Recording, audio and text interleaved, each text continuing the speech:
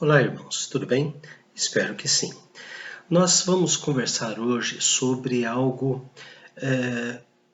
que deixa o Senhor Deus um tanto quanto chateado, deixa Deus triste conosco, que é exigir sinais. Exigir sinais. Nós vimos isso na ressurreição do Senhor Jesus, quando os apóstolos foram avisados pelas mulheres que a sepultura estava aberta. Então eles correram para a sepultura, Pedro e João. João entrou primeiro na sepultura, constatou que não tinha ninguém ali, saiu da sepultura junto com Pedro, voltou para casa e lá eles se trancaram, diz a Bíblia, no Evangelho de João, capítulo 20, diz que eles se trancaram porque estavam com medo dos judeus. Também, depois que o Senhor Jesus aparece para a Maria, que estava ali no jardim onde ele havia sido sepultado, ele também aparece no caminho de Emaús, ele aparece para Cefas, ele aparece para Tiago, e quando chega no encerramento do dia, o Senhor Jesus vai até o local onde todos os apóstolos estavam escondidos, vamos dizer assim, exceto Tomé. O Senhor Jesus entra naquele local, diz: paz seja convosco. De acordo com a narrativa do Evangelho de Lucas, mostra que Jesus entrou, paz seja convosco, e porque eles estavam incrédulos, ele mostrou lá a sua mão, mostrou o seu lado, e então eles ficaram felizes com aquilo. Diz o texto de João que Tomé não estava lá.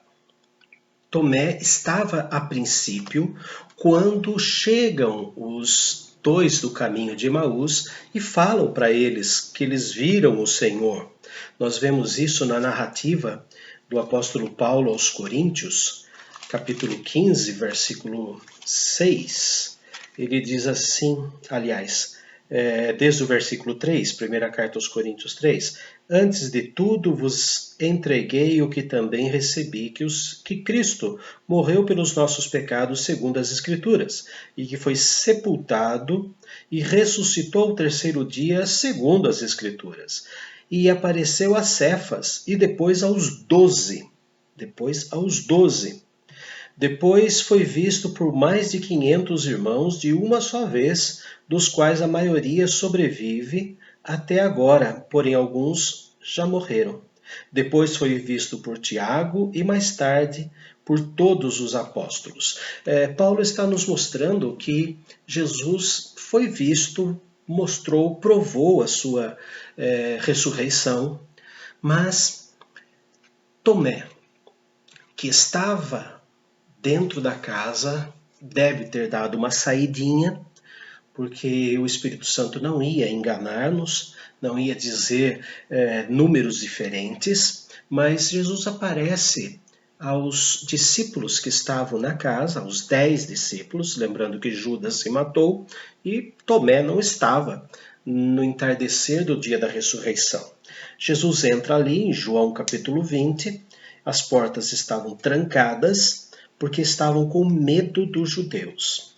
Muito embora eles tivessem sido avisados, as mulheres comunicaram para eles que Jesus havia ressuscitado. Está lá no Evangelho de Lucas, capítulo 24, a partir do versículo de número 36. Lucas 24, 36. Falavam ainda estas coisas quando Jesus apareceu no meio deles e lhes disse: paz seja convosco. Eles, porém, surpresos e aterrorizados, acreditavam estarem vendo um espírito ou um fantasma. Mas ele lhes disse: por que estáis perturbados e por que sobe dúvidas aos vossos corações? Vede as minhas mãos e os meus pés. Sou eu mesmo. Apalpai-me e verificai, porque o espírito não tem carne nem osso, como vedes que eu tenho.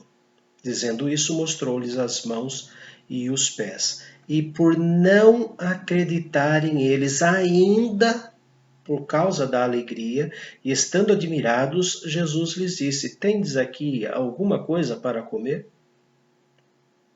nós vemos que a declaração das mulheres, a declaração dos irmãos de Emaús, que estavam no caminho de Emaús, não foi suficiente para que os apóstolos acreditassem. Nós vimos depois que Jesus apareceu, mostrou as mãos, mostrou os lados, mostrou tudo para eles, e mesmo assim eles não estavam acreditando. E jogamos a culpa sempre em Tomé, mas Tomé não estava lá. E Tomé fez a mesma coisa que os apóstolos fizeram, não creu. Não creu. Agora, no Evangelho escrito por João, capítulo 20, nós vamos ler a partir do 26. Passados 8 dias, estava outra vez ali reunidos os seus discípulos e Tomé com eles. Estando as portas trancadas, veio Jesus e pôs-se no meio e disse-lhes: Paz seja convosco. E logo disse a Tomé: Põe aqui o teu dedo e vê as minhas mãos. Chega também a tua mão e põe-na no meu lado. Não sejas incrédulo, mas crente. Respondeu-lhe Tomé: Senhor meu e Deus meu. Disse-lhe Jesus: Porque me viste e creste? Bem-aventurados os que não viram e creram. A dúvida que muitas vezes nós cristãos temos, que é fruto, talvez, da não leitura, não estudo da palavra, ou porque nós damos mais importância aos ventos, às tempestades, do que ficar olhando fixamente para os olhos do Senhor Jesus. Pedro teve dúvidas e começou a afundar no mar. Os irmãos se lembram disso. Mas essas dúvidas ficam atormentando o nosso coração. E não somente nós somos afligidos, mas também o Senhor Jesus. No século XIX viveu um grande pregador chamado Charles Haddon Spurgeon. Ele viveu entre 1832 a 1894. É considerado pelos estudiosos, os teólogos, que ele, depois do apóstolo Paulo, foi o maior pregador de toda a história. E referente a este versículo, em que o Senhor Jesus diz para Tomé: Bem-aventurados os que não viram e creram, e Spurgeon diz que a geração que veio depois e que teve o testemunho do Espírito Santo é considerada pelo Senhor Jesus como felizes. Nessas gerações estamos nós. Nós não precisamos de sinais e de milagres para acreditar em Jesus. Quando nós, crentes, exigimos de Deus um sinal, às vezes até fazemos o seguinte: se o Senhor existe mesmo, no auge do nosso desespero, falamos: se o Senhor existe mesmo, me dá isso. Mostra um sinal, mostra um sinal. Mostra um sinal, se eu tenho que fazer isso, se tenho que fazer aquilo. Mas o Senhor Jesus mostra nesse texto que ele ficou chateado quando Tomé pediu sinais. Não deseje sinal algum. É desonroso para o nosso Deus. Spurgeon disse que desonramos a Deus quando exigimos de Deus sinais. O Senhor Jesus foi desacreditado durante a sua pregação, durante os seus 3 anos, pelos homens que tinham conhecimento maior de Bíblia. O Senhor Jesus foi desacreditado pelos próprios seguidores dele, a multidão. O Senhor Jesus foi desacreditado pelos próprios apóstolos, quando fugiram no momento em que o Senhor Jesus estava sendo julgado. Fugiram no momento em que o Senhor Jesus estava sendo crucificado. Fugiram no momento em que o Senhor ressuscitou. Nós não podemos falar muita coisa deles não, porque nós somos assim. Nós fugimos e acabamos desonrando. Se realmente o Senhor existe, acabe no estalar de dedos o coronavírus. Se o Senhor realmente existe, mostre, prove para mim que eu vou ter o meu emprego de volta, se o Senhor realmente existe, nós estamos iguais ao malfeitor na cruz que falou: se tu és o Cristo, salva-te a ti mesmo e a nós também. Nós estamos iguais aos fariseus que meneavam a cabeça e zombavam do Senhor Jesus, salvou os outros, não salva a si mesmo. Nós desonramos a Deus quando exigimos de Deus sinais e milagres. Exigimos. Ele não é o nosso empregado. Ele não é obrigado a nos dar sinais. E sabe por quê? Porque Ele nos deu a sua presença dentro do nosso coração. Ele é o Espírito Santo. O Senhor Jesus ressuscita, entra no cenáculo onde os homens estavam, sopra sobre eles e diz assim: e havendo dito isto, soprou sobre eles e disse-lhes: recebei o Espírito Santo. A falta da presença do Espírito Santo dentro de nós é que nos faz não crer em Jesus só de ouvir falar, mas exigir sinais. Porque a partir do momento em que o Espírito Santo reina dentro do nosso coração, nós não precisamos de sinais. E quando exigimos os sinais, nós desonramos ao Senhor Jesus. O próprio Senhor Jesus disse assim: porque me viste e creste? Porque você me viu, você acreditou em mim?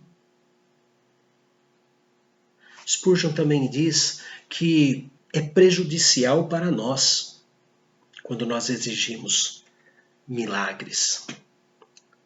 Porque a partir daí vamos sempre exigir milagres, se Deus está realmente do nosso lado ou não. Sempre nós vamos pedir sinais e isto acaba sendo um objeto de superstição. Nós temos que crer em Deus independente do que Deus faz. Temos que crer pelo que Deus é. Não exigir milagres. Desonra o Senhor, prejudica nós mesmos e é muito perigoso. É muito perigoso. Porque o diabo faz milagres. O diabo faz curas. E ainda usa o nome de Deus para isso. Evangelho de Mateus, capítulo 7. Nem todo o que diz Senhor, Senhor entrará no reino dos céus, mas aquele que faz a vontade de meu Pai que está nos céus. Muitos naquele dia hão de dizer-me: Senhor, Senhor, porventura não temos nós profetizado em teu nome, e em teu nome não expelimos demônios, e em teu nome não fizemos muitos milagres? Não exija milagre. O diabo pode fazer milagres. Sim. Mas para a vergonha nossa, ele faz milagre e nos pede para ele. Nos desvia do caminho, nos desvia para outro tipo de evangelho com a letra H e com J no lugar do G. Bem falso, por sinal. Deuteronômio, capítulo 13, fala sobre isso. Quando o profeta aparecer no meio de vós e fizer sinais, não acrediteis. Deuteronômio, capítulo 13. Deuteronômio, capítulo 13.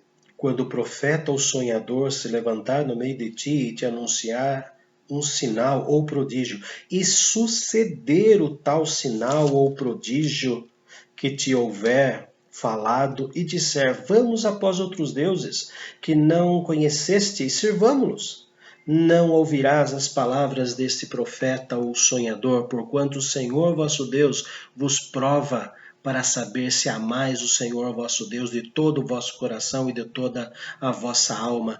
Andareis após o Senhor vosso Deus e a Ele temereis, guardareis os seus mandamentos, ouvireis a sua voz, a Ele servireis e a Ele vos achegareis. Esse profeta ou sonhador será morto, pois pregou rebeldia contra o Senhor vosso Deus, que vos tirou da terra do Egito e vos resgatou da casa da servidão, para vos apartar do caminho que vos ordenou o Senhor vosso Deus para andardes nele. Assim eliminarás o mal no meio de ti. Deus está dizendo que serão levantados profetas e sonhadores e milagreiros serão levantados, mas para nos desviar do caminho do Senhor. Nem todos os que pregam a palavra do Senhor pregam a palavra do Senhor.